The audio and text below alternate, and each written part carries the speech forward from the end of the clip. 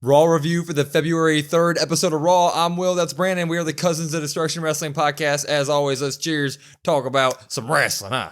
Yeah, we are officially on the road to WrestleMania now. We filled up the gas tank and we're on our first stop, I guess. We're going. We're actually yeeting to WrestleMania because to start the show was your Royal Rumble winner, Jey flipping Uso. He comes down. He's yeeting. The crowd's yeeting. He's eating so much, they encored his yeet. They turned his music back on after it went off, and he yeeted some more. And everybody was talking some trash on Twitter all day, and it looked like the IWC was totally split on this, but one thing was for sure, this man was happy, the crowd was happy, and he was emotional to be in this position because he was having a hard time getting words out, and you just couldn't do anything but feel phenomenal for the man. He said he gave a happy thank you to the crowd. He went over the history with his brothers, how he started out, the bloodline stuff. He says he used to have no confidence in being a single superstar, but he took a pause and he said, I got it now, though. And the crowd went absolutely wild. He says, I've worked really hard to get here. I'm here because of you, us, the fans. He goes, thank you to everybody. I'm the Royal Rumble winner. Now to main event of WrestleMania. It's just me, Oos. And then Gunther comes out. Gunther is a champ. He doesn't like the fact that Jey Uso, the man he just beat, won the Royal Rumble. And he comes out and goes, I would say congratulations, but like, for what is what he said. He goes, I'm disappointed in this match because it doesn't appeal to me.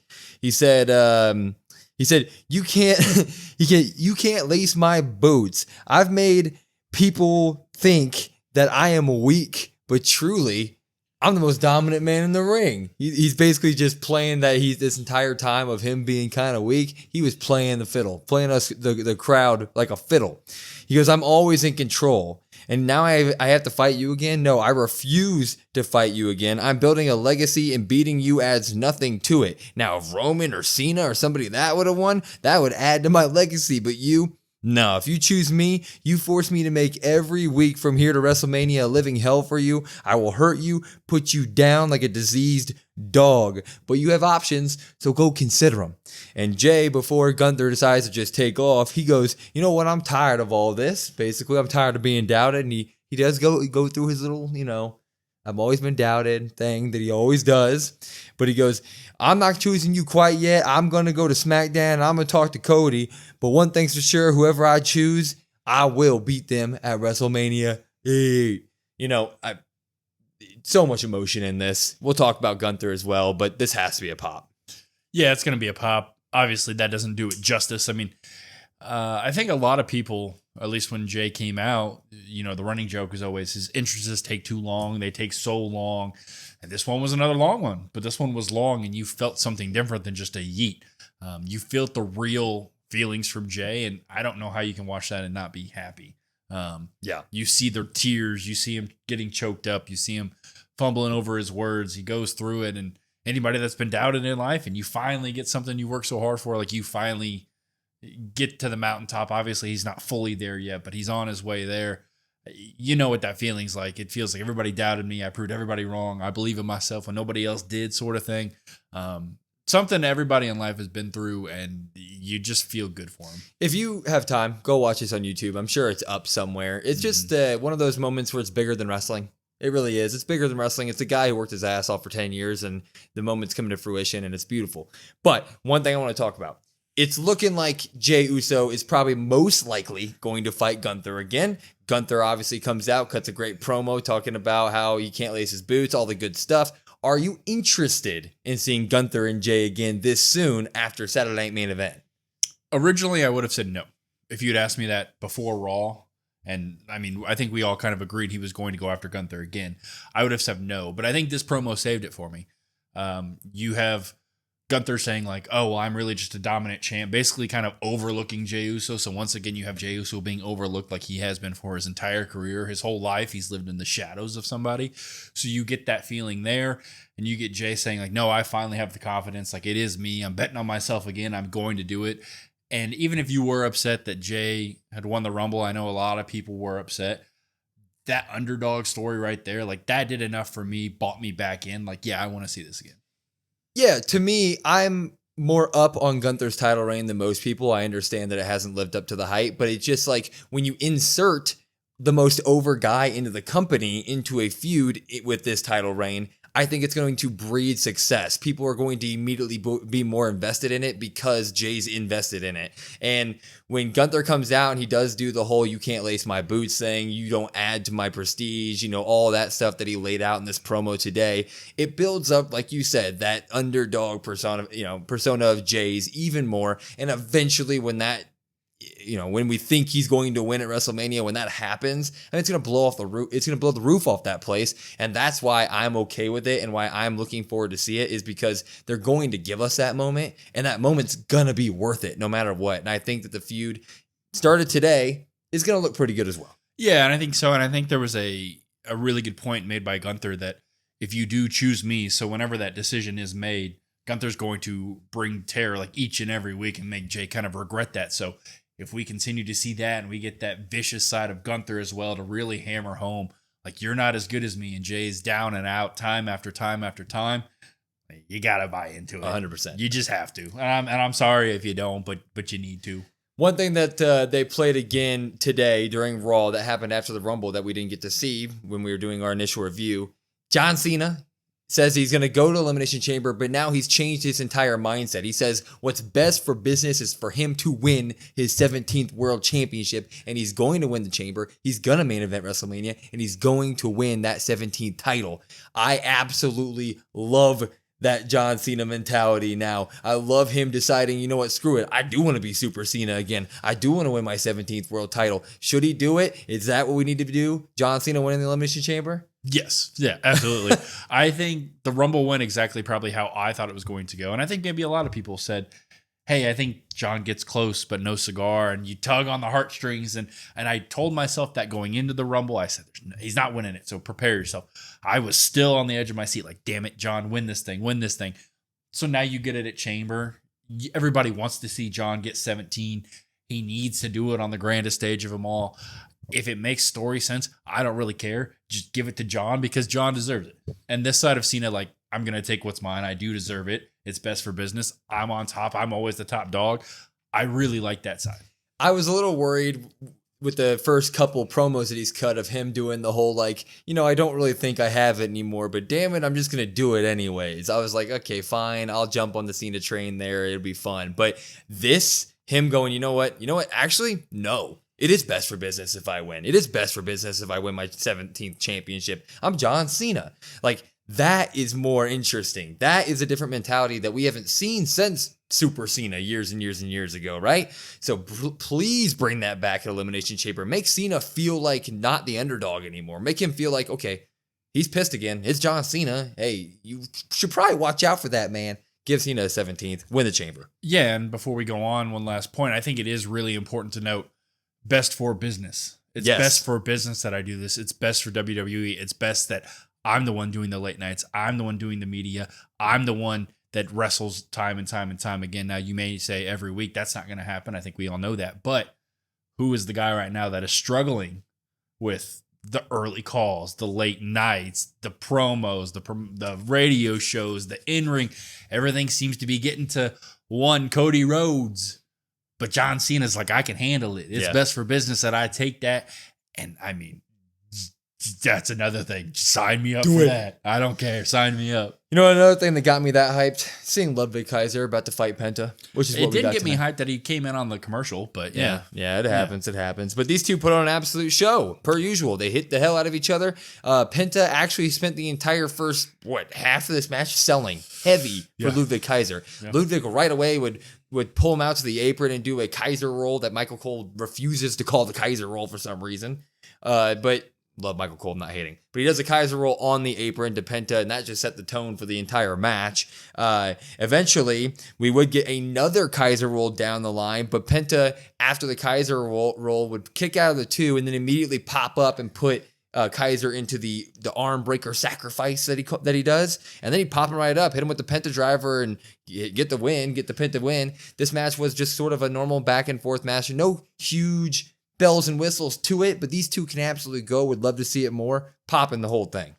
Yeah, I'm going to pop this match as well. Another great showing by Penta. He continues to show that he's got a nice balance. There are some acrobatics, some flair kind of, but it's also a lot of hard-hitting stuff. Yeah. Kaiser loves to work stiff and hard hitting. So that's what you knew you were going to get here. It does suck to see Kaiser kind of take another L because he continues to just keep taking L's. But that's, Penta. When this match was announced, you knew it was going to happen. It's Penta. It's Penta. It's Kaiser. You know what's going to happen. No problems with the match itself. The aftermatch was a little interesting. Yes, after the match happened, Penta is about to do an interview, but Pete Dunne pops out.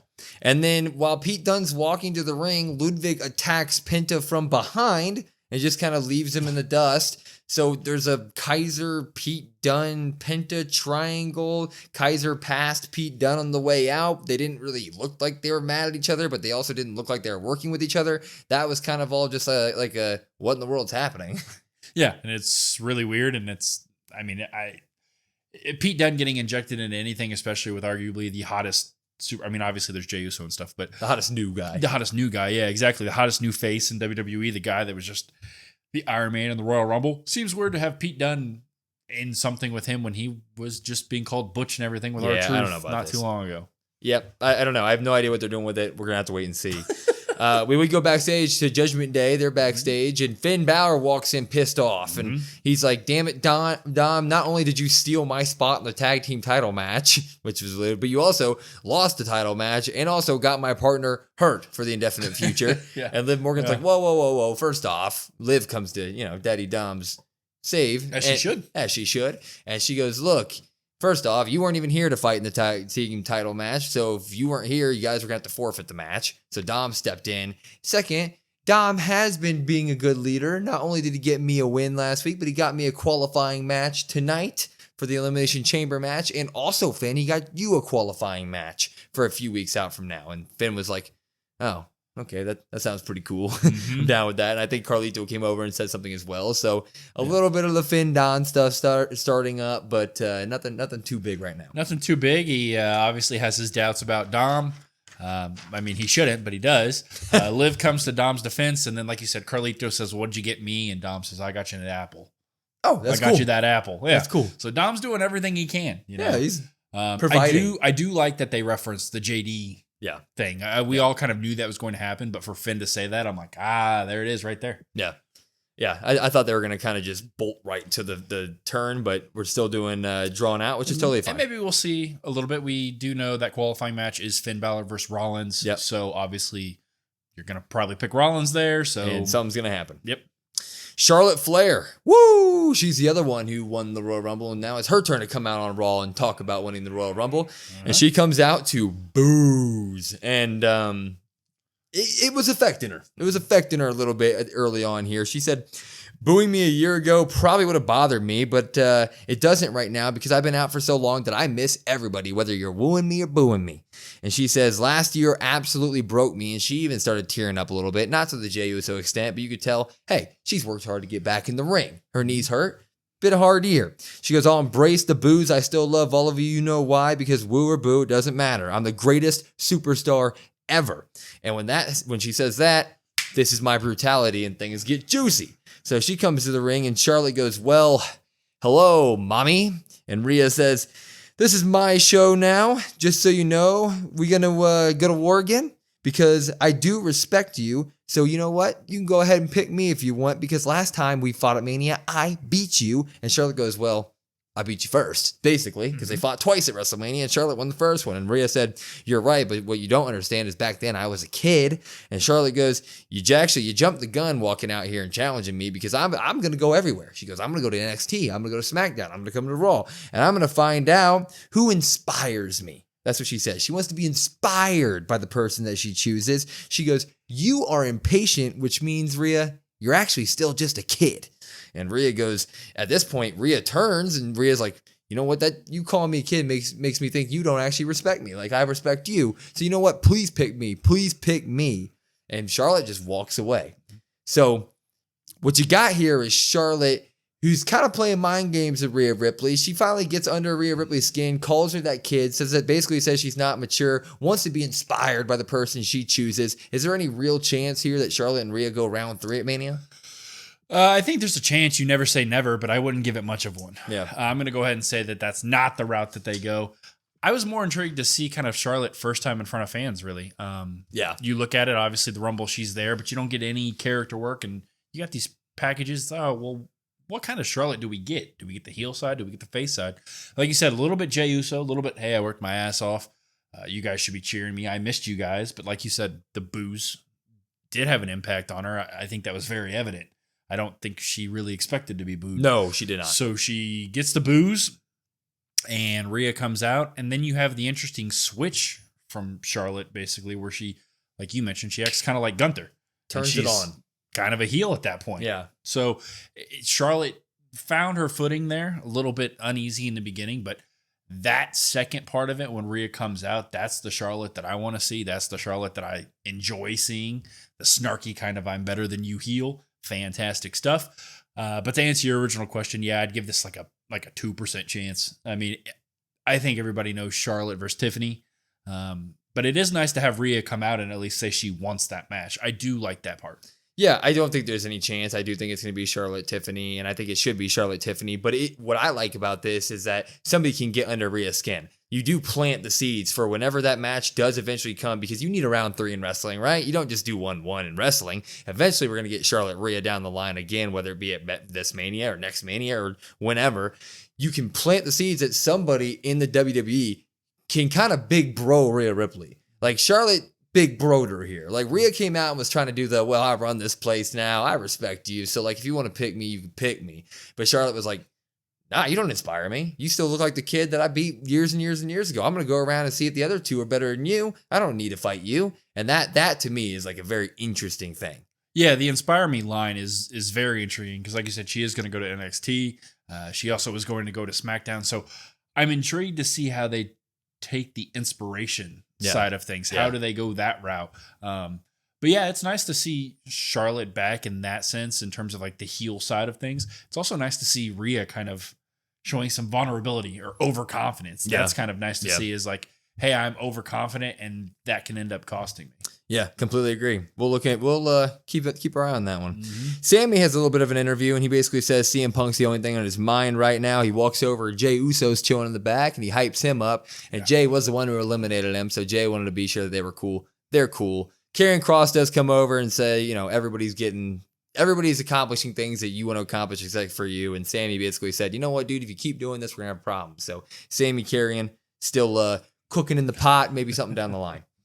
We would have Rhea, cut back to her. She's now walking backstage, and she walks up to Miss Iyo Sky, who has a qualifying match tonight against Liv Morgan. And Iyo looks at her and goes, me, you, maybe at Mania. And Rhea just kind of gives her a smirk until Liv Morgan attacks Iyo Sky. And while she's attacking Iyo Sky, Raquel gets behind Rhea and throws Rhea over some boxes, and they kind of both take off. They injure Iyo. They're trying to get a head start on their match for the night. Liv's match for the night. So, there was some interaction between Liv and Raquel and Rhea again. Not much. There's more on that later, but that did happen. Mm-hmm. Then we would get another match. The only 3 matches tonight, which could be a pop or drop. By the way, did you pop or drop the Charlotte Flair? I'm going to pop it this time because of Rhea. Yeah. Which is interesting to say because not that I hate Rhea, but for so long, we were kind of over Rhea's character, but it's nice to see another layer in Rhea's character. I think that's really important. Nice to see Charlotte there, but interested to see if they just pivot to full-blown heel because of that first reception. We get another match. We'd have New Day taking on Rey Mysterio and Dragon Lee, and we were all here and in the live stream, which, by the way, you should watch the live stream, youtube.com/@CodWrestlePod. It's Raw, SmackDown, PLEs. It's a fun time, but we were all sitting there like, man, New Day needs a win. Mm-hmm. Really, really needs a win here. Yeah. And they would start off early by cheating, what they normally do. Whoever was on the outside would pull Dragon Lee, and they both team up on him for a little bit. But then Dragon Lee, of course, is Dragon Lee, and he's great. And so he'd start going crazy on Kofi and Xavier Woods. Rey Mysterio also would get a bunch of offense in here. New Day was doing a lot of the selling. They're the bad guys, and they got beat up for a lot of it, right? Mm-hmm. But good thing happens here. Rey did have a weird spot that he popped right up for. He'd go for Hurricane Rana and land on his freaking neck, and it looked bad. But he's 55 and indestructible. He popped right up. He's fine. Yeah. And then early about that point in the match, we find out that Rey Mysterio has a match next week versus Logan Paul. Elimination Chamber qualifying match. And on that cue, Logan Paul comes out. And when Logan Paul comes out, That's a big old distraction, right? So New Day gets a jump on them right after that. Logan Paul just makes his way over to the announce table, and he's kind of talking trash to fans.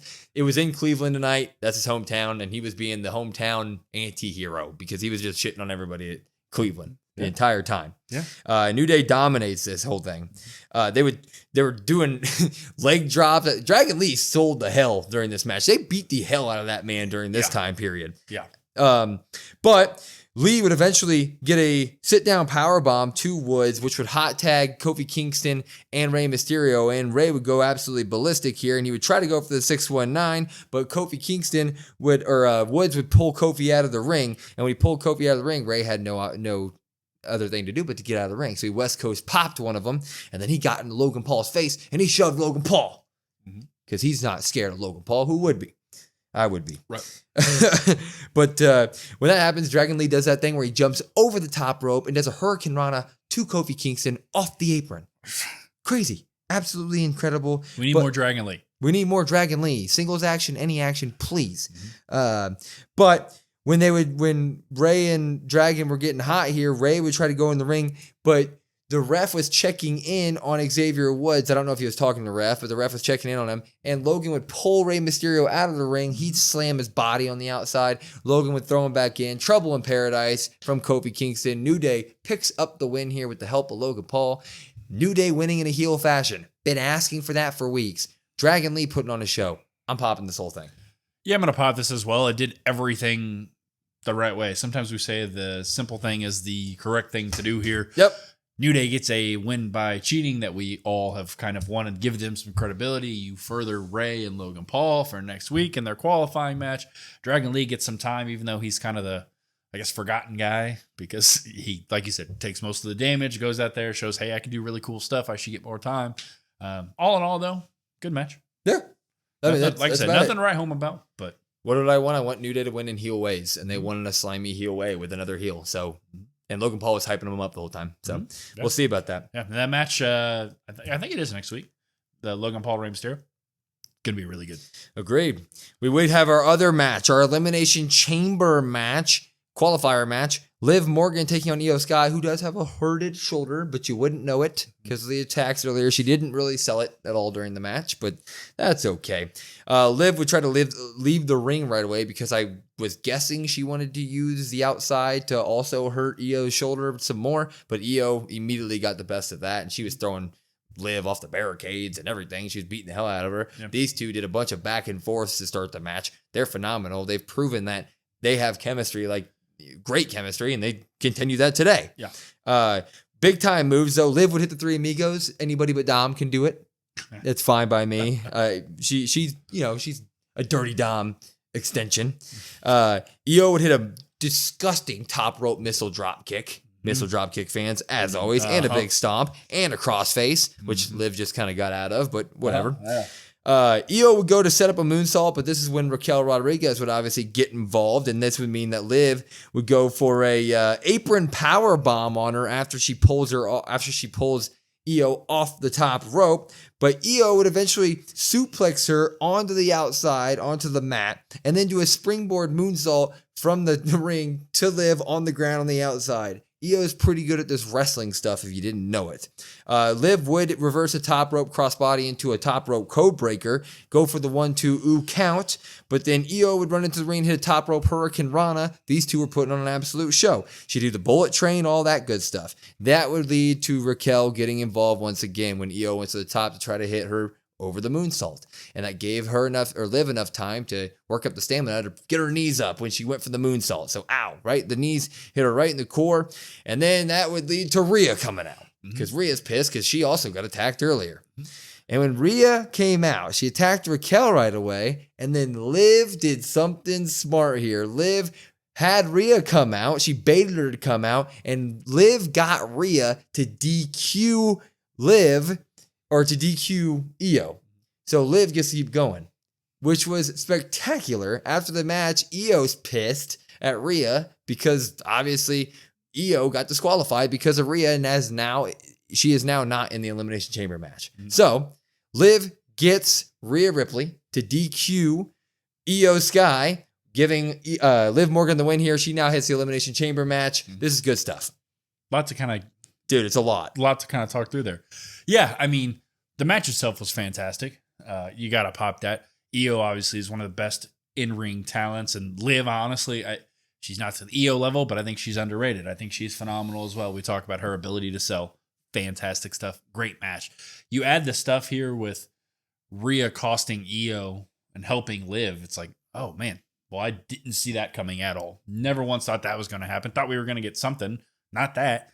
So now you have Rhea and Iyo drama. You've got Liv in there challenging Rhea potentially as well. So that's still building back up. I guess now we see kind of what happens because Iyo obviously is not happy. I don't know if she gets another chance. I would assume we'll get another chance down the line. That only makes sense. But I think more importantly, it really sets up Rhea versus Iyo. We were wondering, well, how do you get that match to go? They're both faces. People love both of them. How can you really kind of cause friction, cause damage between the two? This is just the start of it. So if we can kind of keep doing this and have Rhea try to get into Io's good graces, continually cost Iyo, continually hurt her chances, continually maybe hurt her, maybe bump her, not intentionally, but just I keep messing up. That kind of thing. Sign me up.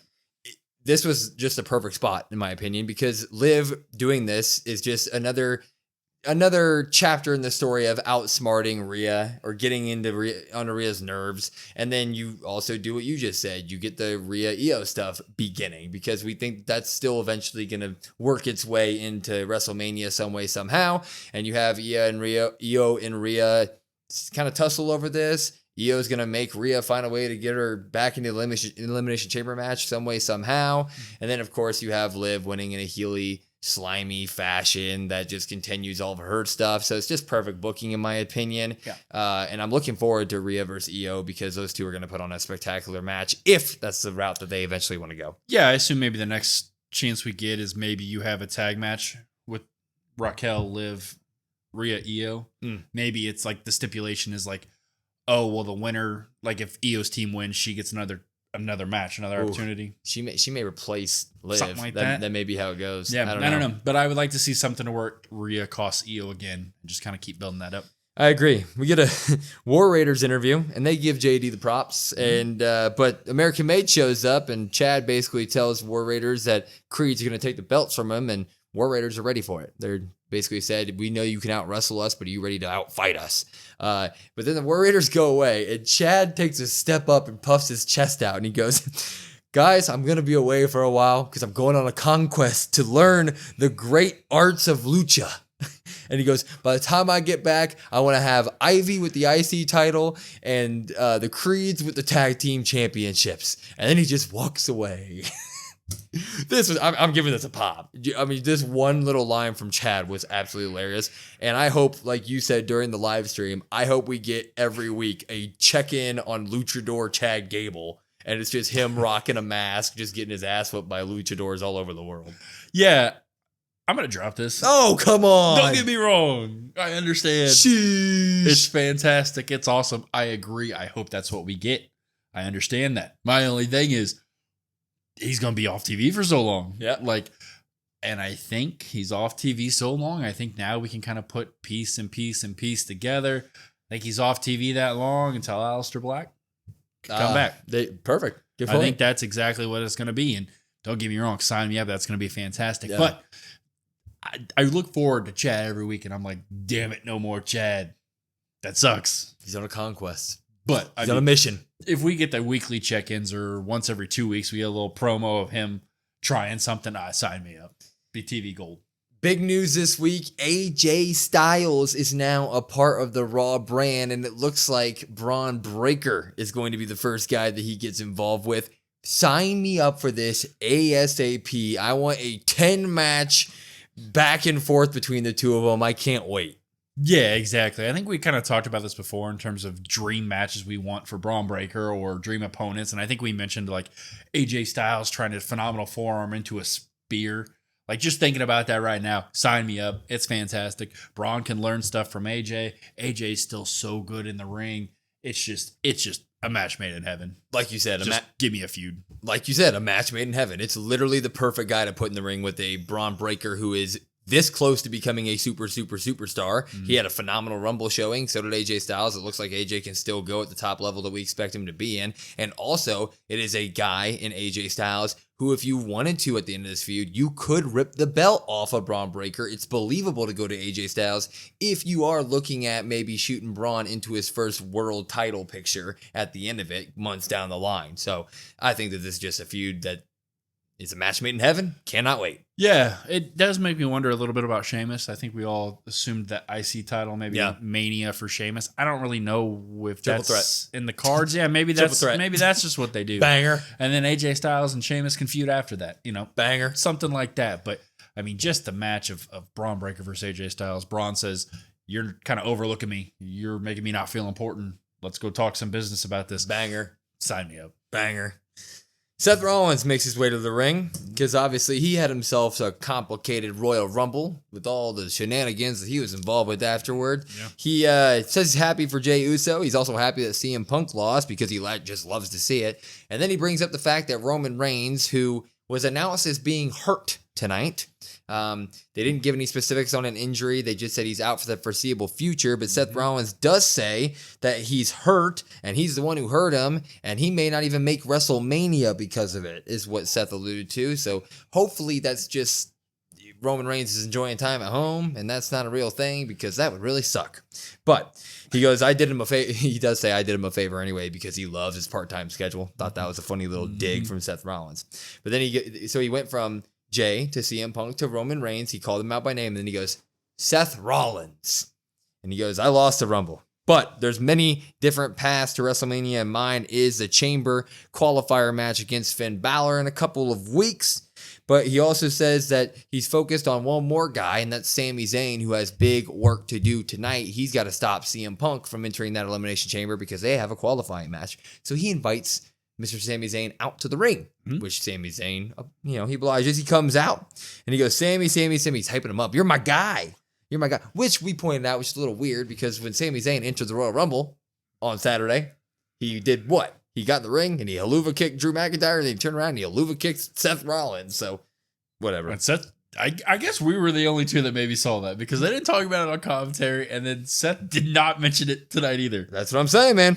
He's still the guy, but I guess enemy of my friend is a bigger Sammy's enemy? boot. I don't know. It doesn't make any sense. He goes, you're my guy. It's been a tough couple months for you, but the future is here and it's now and it's CM Punk. He goes, you and I hate Punk. You like to kind of put off that you like him and you teamed with them, but we all know it. I know it. You hate CM Punk. He goes, tonight, you let that hatred out. You fight. Send him, or he said that you were not on his level. CM Punk has been doing all this level stuff with Sami Zayn. He mentions him a lot. He goes, but you are Sami Zayn. You are on his level. You have main evented WrestleManias unlike him. It is your night. People like you deserve to go to the Chamber. Let's go. And then he leaves the ring. And Sami doesn't pick up the mic. He's ready to fight. And CM Punk's music goes off. But before we start that, Punk comes out to the ring, and him and Seth do tussle a little bit. They get a couple good slaps in, but Pop or drop this Seth Rollins segment. It's fine. Yeah.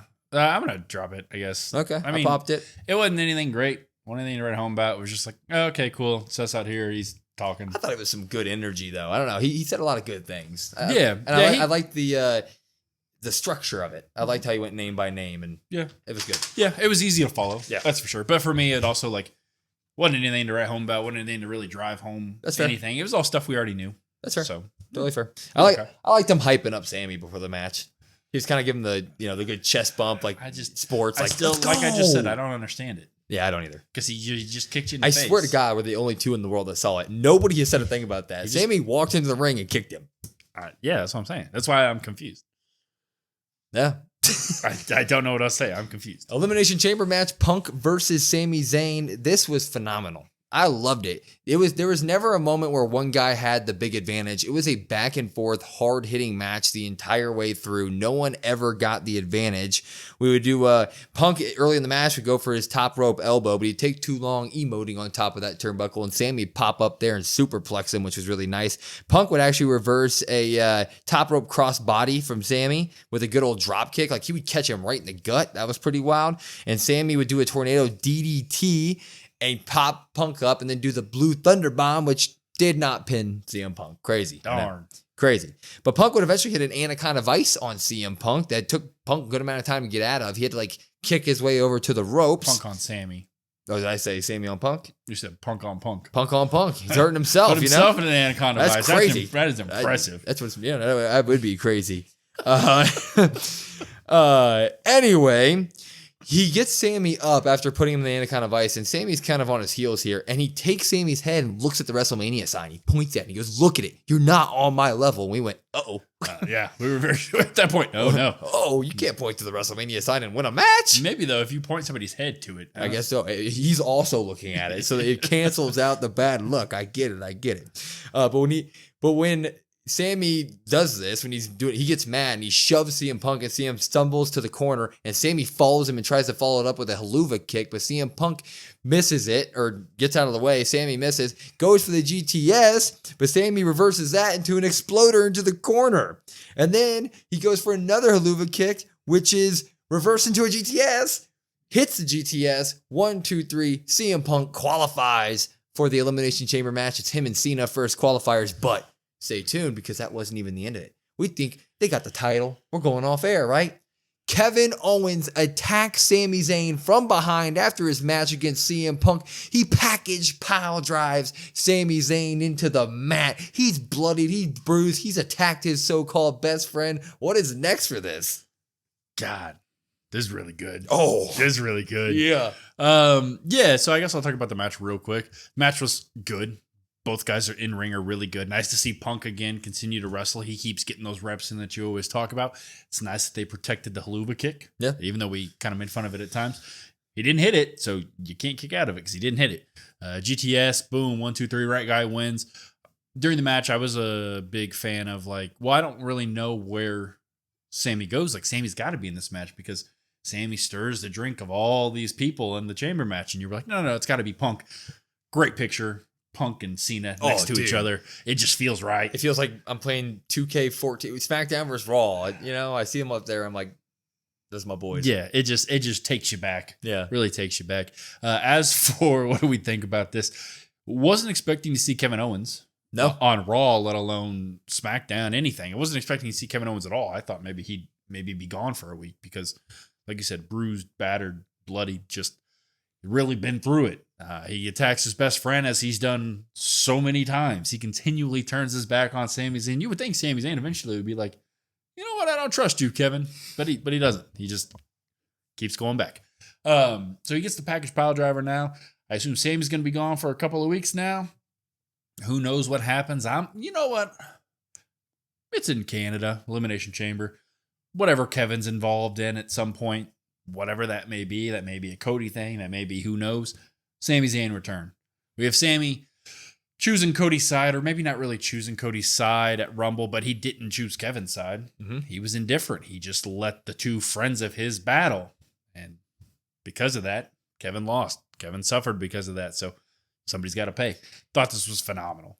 This was spectacular because it's another moment where you're going to have a large group of people be like, Kevin was right again. Kevin was right in even attacking Sami Zayn. Why? Because Sami Zayn is his so-called best friend, and he sat there and watched Cody Rhodes Alabama slam him through a freaking ladder. Why didn't you help me? That's going to be Kevin Owens saying, you were literally right there beside me, watching me get beaten and battered. The championship's right there. You didn't stand up for me one bit. You just sat there and let it happen. So I'm back on Raw. I'm going to package pile drive you. I'm going to put you out. And this is going to be the best Sami Zayn, Kevin Owens one-on-one build-up we've ever had. And I think it's going to lead to a phenomenal WrestleMania match. I'm with you. I think that something big is going to happen in Elimination Chamber. Maybe KO and is doing something with Cody. I don't know, but there's going to be a big Sami Zayn return. I just think this is booked perfectly. Kevin Owens' character is going to an all-time level, especially after he sold it. He hit the package pile driver. He fell into the corner. His eye is swollen and bloodied, and he's sitting there like,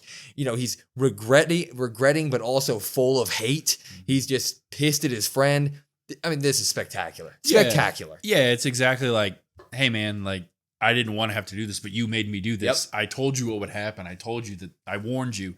And for anybody saying, well, Kevin didn't help Sami in the Royal Rumble match, he couldn't. If Sami helps KO in the beginning in that title match, KO helps Sami. Yep. That's at least what Kevin's gonna say. Yeah. There's no way you see Kevin at the end of that thinking, oh, he's going to help Sami at the end of this. I mean, he's destroyed. Yeah. So phenomenal stuff. Unexpected as well. Yeah. We were kind of wondering, where does KO go? Where does Sami go in terms of Mania matches before tonight? Well, boom. Boom, boom. This was a phenomenal episode of Raw, in my opinion. Only 3 matches. People are going to complain about that. 4 matches. Mm-hmm. 4 matches. 4 matches were great, though. All of them were great. A lot of story stuff. We got some good stuff going into the start of the road to WrestleMania. Mm-hmm. And you should watch all this with us on our live stream right here on YouTube, youtube.com/@CODWrestlePod. And follow us on all of our socials, @CODWrestlePod, COD WrestlePod. Follow us or listen to my words are getting jumbled because I messed it all up. But podcast on everything, Spotify, Apple, YouTube, etc. You know all the stuff. We have a link tree in our bio. It's got all of them in there. Comment on all our stuff. We love talking to every single one of you, and we love seeing you guys in here on our stream. So please do that. It's much appreciated. I'm Will. That's Brandon. We are the Cousins of Destruction Wrestling Podcast. We will see you next time.